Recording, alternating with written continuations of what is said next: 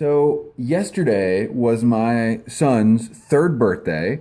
Thank you. Thank you. It's a big occasion for us all. And I had several gifts for him already, but I wanted him to have the birthday experience of his father taking him to the store to pick out something that he wanted. I wanted that to be a thing. And so, for some reason, I don't know why I thought this was a good idea, but for some reason, on December 13th, I took my toddler to Target.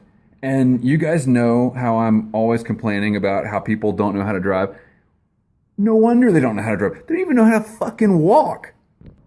I don't know what I was thinking. I guess maybe after the Doug Jones win in Alabama, I had a little bit of faith in humanity restored. It's like Alabamans finally got a clear choice between a Democrat and a child molester, and they took the Democrat. Like, I was surprised, pleasantly so.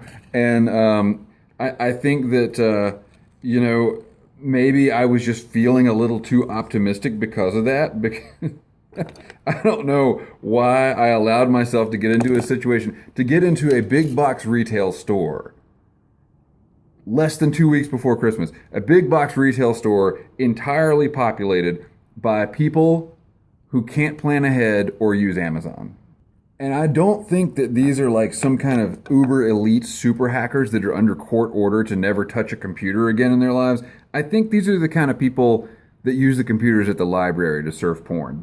I'm pretty sure that's it, because it's just, man, it's like there's no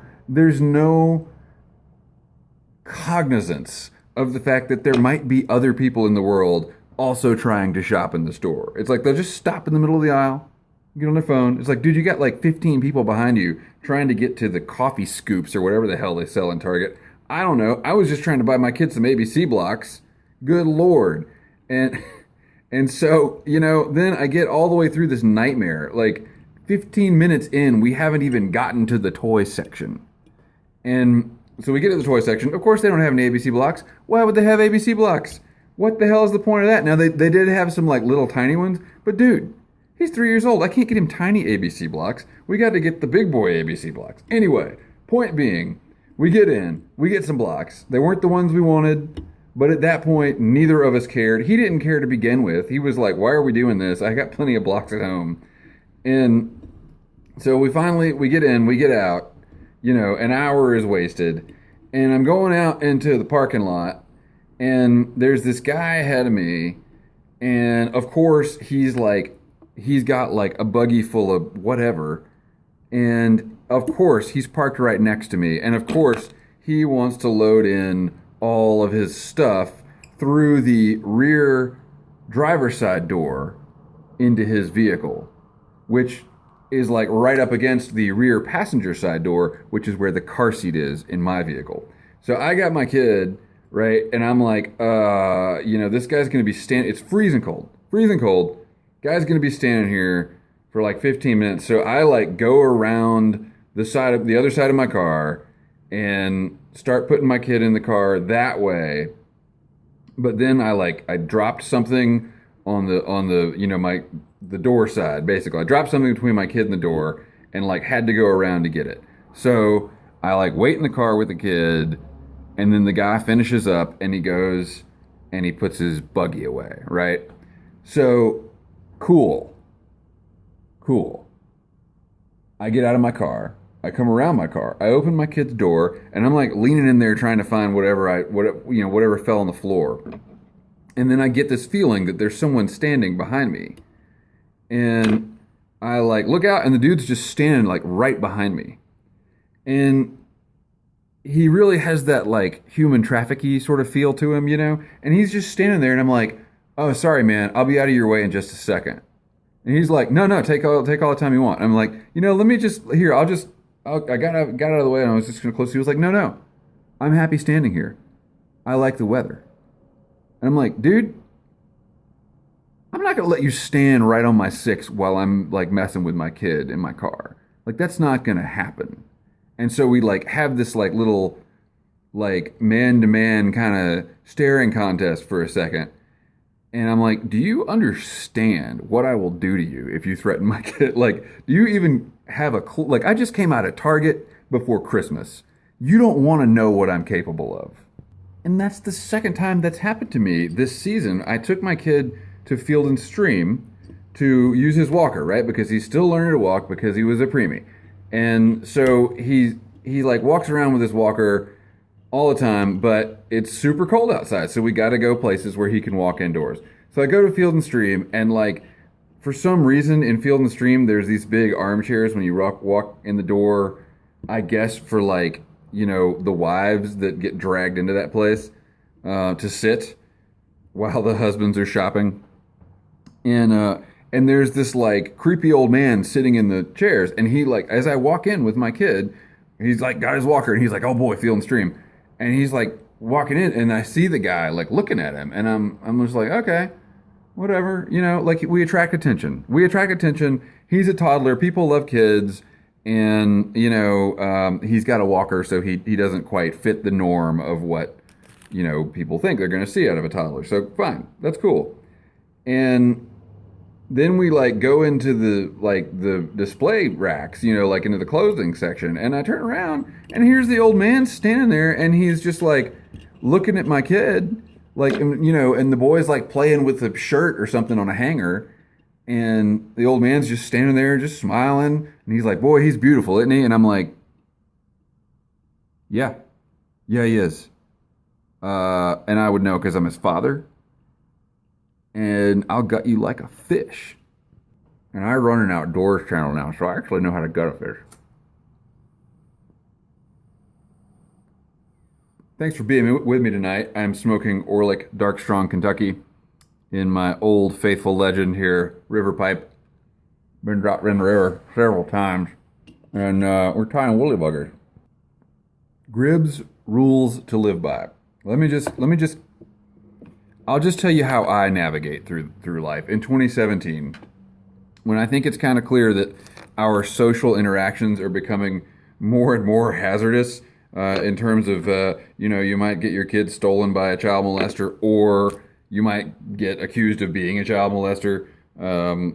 I don't know if Roy Moore really is a child molester.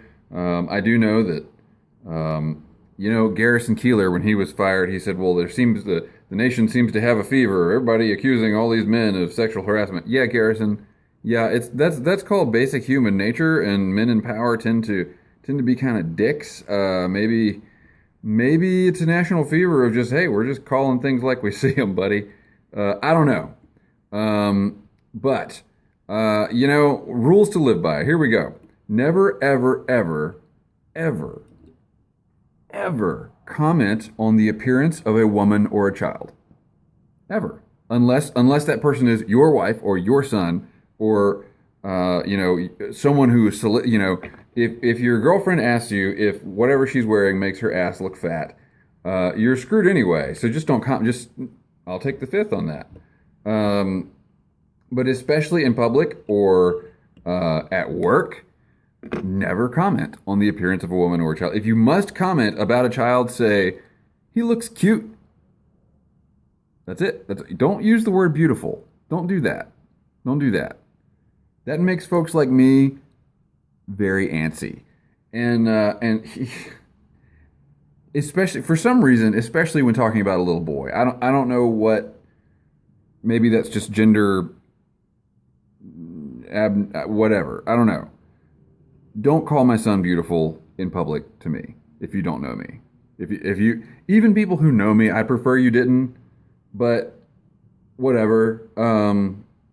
Yeah, that's not a word to use about a kid you don't know at all. Maybe I'm just unaffectionate. People have told me that before. But you know, I've worked in offices with women, and the most I will ever say is if a woman gets a very obvious haircut, I will say, "Oh, your hair looks good." That's it. That's all I will say. One time I commented on, I'm almost out of thread, a coworker's bracelet because it was obviously new. Like it was it was a new thing, and it was a big, like, it was made of like lots of stones, not like diamonds or anything, but like rocks, polished rocks, and they made a lot of noise, and it was obviously a new thing, and I was like, hey, you got a new bracelet? And she was like, yes, that was a gift from my boyfriend. And I was like, it's just a bracelet. I'm sorry. Now I'm like, I should know better than to post this video, because this sort of stuff is never attractive. You never make yourself seem like a good person when you're ranting like this. But you know what? It's Christmas. I don't care. I'm so overwhelmed with social stuff, with people. I can't take it. I cannot take it anymore. So we're driving home from this experience where I almost had to kill the guy for standing behind me as I was like helping my kid with his car seat, right? And yeah, lady makes a right-hand turn while her left blinker is on. That's cool. Whatever. Fine. I was behind her. No big deal. And then pulls out into traffic. She's driving like a 96 Buick LeSabre.